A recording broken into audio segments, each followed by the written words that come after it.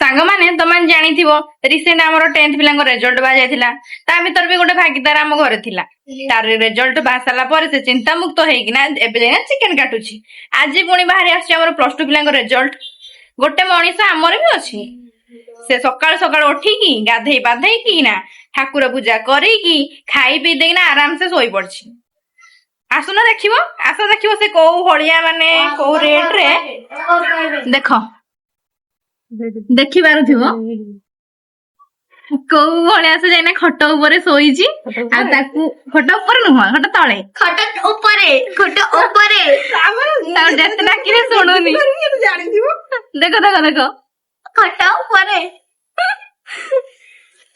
Result ବାହାରିଲେ କି କଣ କହିବ ବୋଲି ସେଇ ଡରରେ ସେ ଯାଇନା ତଳେ ଶୋଇ ପଡିଛି।